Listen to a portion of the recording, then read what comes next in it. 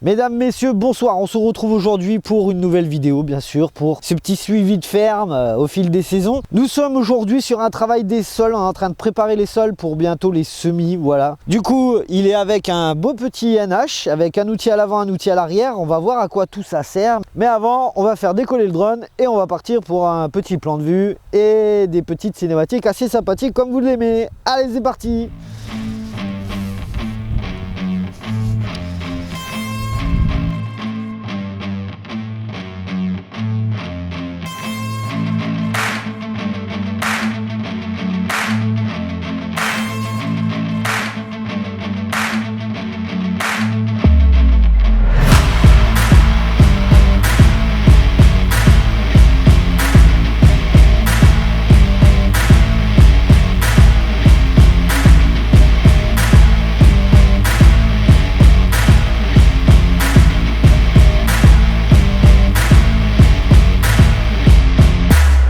Bon les gars, le rendu de la terre est juste énorme. Regardez, au départ on avait un petit rendu à peu près comme ça. Vous voyez, avec un peu de paille, un peu d'herbe, un peu de... Voilà, c'est un peu dégueulasse, un peu pas beau. Regardez le rendu que ça donne après, quoi. Hop là. Donc comme quoi que les outillages, ça marche bien. Pour faire mon jardin, ça serait parfait, hein. Et là, donc, on passe deux outils en même temps. Le rouleau spire à l'avant pour bien rappuyer et puis casser déjà les mottes en deux. Et puis l'herse rotative derrière pour niveler au maximum et puis affiner la terre. Théoriquement, on espère juste repasser un outil juste avant de semer pour réchauffer un petit peu la terre. En surface uniquement. Après, on va s'adapter à la météo. Si on prend beaucoup d'eau d'ici là, il faudra peut-être regratter un petit peu pour... suivant les quantités de pluie qu'on aura avant le semis. Ouais. Du coup devant c'est, tu m'as dit... Devant c'est un rouleau spire, ouais. Donc ça fait 1 tonne 200, c'est assez lourd. D'accord. Ça rappuie le sol sur toute la surface qu'on travaille et ça tranche déjà les grosses mottes, ça les tranche à peu près en deux, ce qui facilite après le travail de l'herse rotative derrière. Et elle derrière c'est des disques qui tournent, c'est ça? Derrière c'est des toupies avec des grandes dents qui tournent sur elles-mêmes et puis après on a l'avancement en plus du tracteur. Ouais.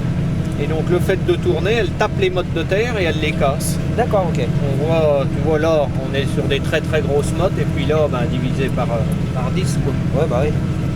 Et là tu travailles à 5 km/h à peu près? Ouais, autour de 5 km/h. En fait, là où on est, on pourra aller à 6-7 sans problème, mais on a des zones dans le champ avec des ronds de terre beaucoup plus difficiles et là, tu vas voir, on va ralentir, on va être à 3-4 à l'heure. Ici, on est dans une zone d'élevage, donc dans le même champ, ouais.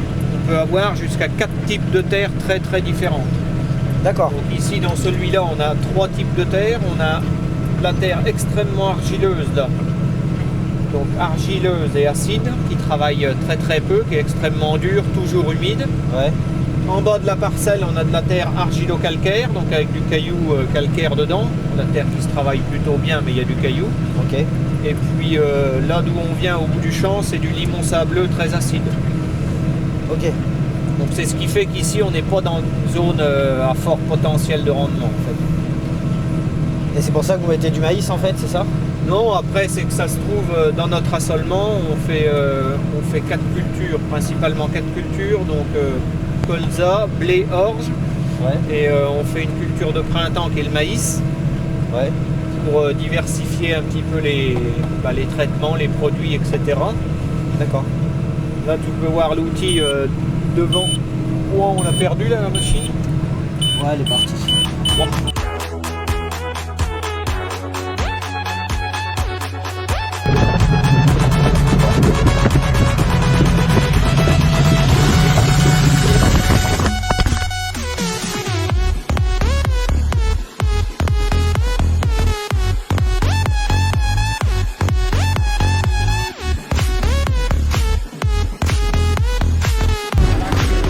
Hop. Merci. Donc tu vois là des terres pratiquement intravaillables ça. D'accord. Des terres extrêmement dures. Oh là elle va pas tomber la GoPro je pense. Là non, je pense pas qu'elle bouge là.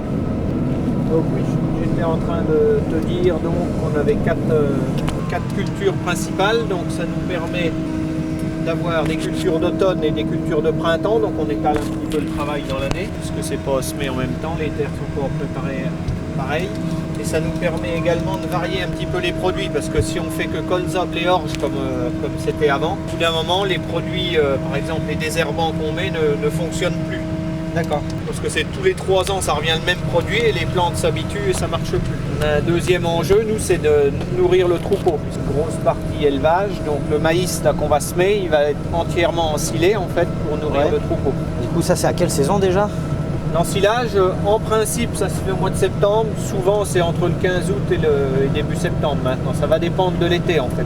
Ouais, si L'an l'été est dernier, sec on ou était humide. plus sur une année normale. Cette année, si on a beaucoup de sécheresse ou quoi, ça va être au 15 août.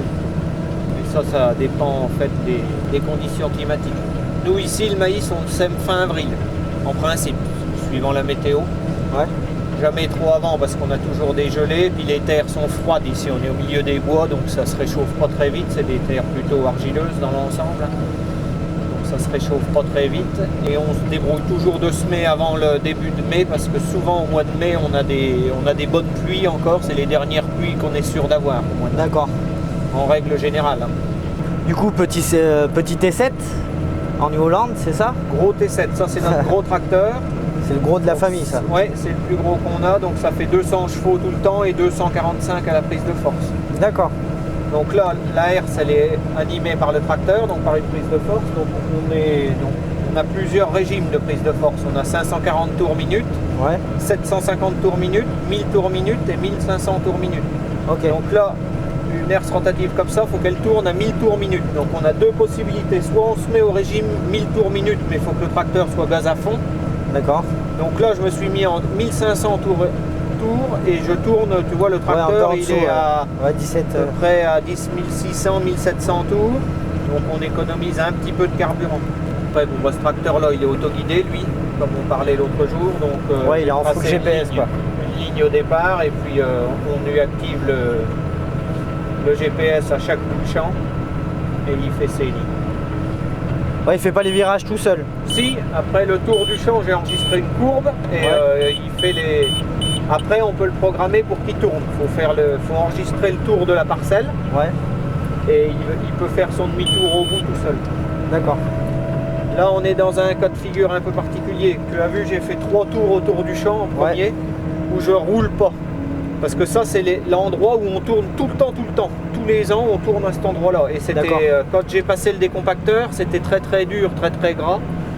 Donc là, comme on est sur des cultures de printemps, il faut éviter d'abîmer la terre. Donc on tourne à l'intérieur du champ où on tourne jamais, si tu veux. D'accord. Parce que la terre n'est pas abîmée à cet endroit-là, elle peut supporter une fois qu'on tourne dessus.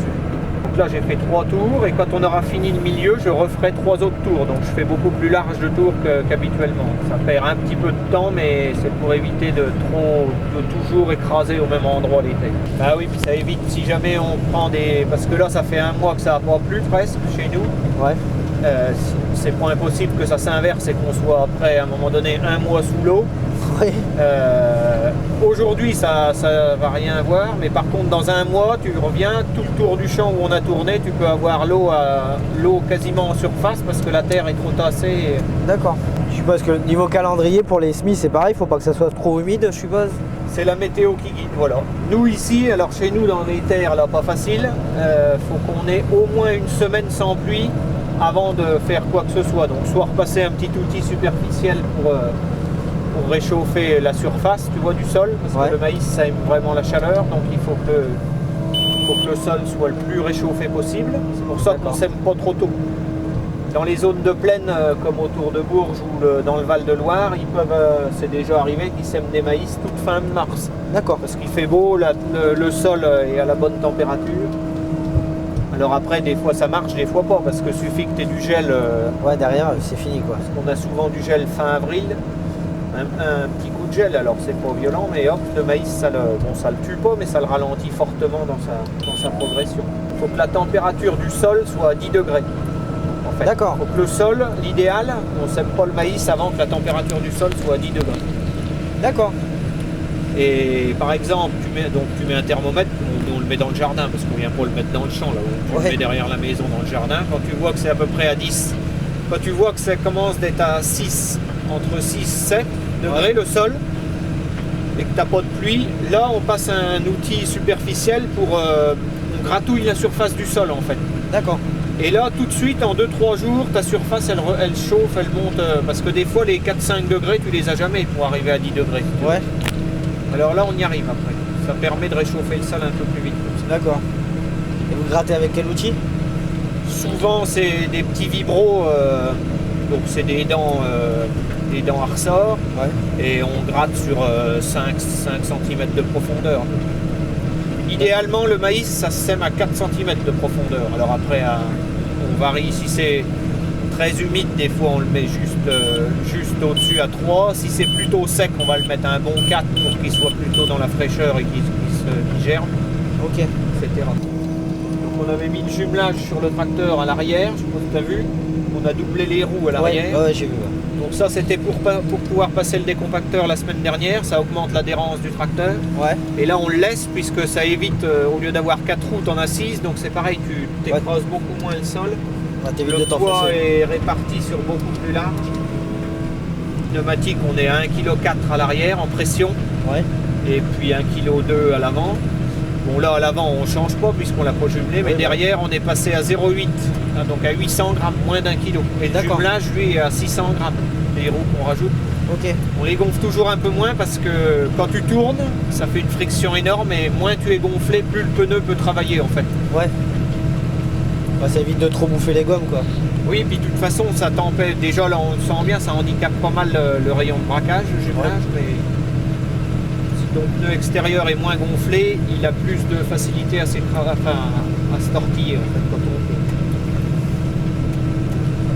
Et après le but de ça c'est que par exemple là on travaille en 4 mètres de large, donc le jumelage on fait pile 4 mètres.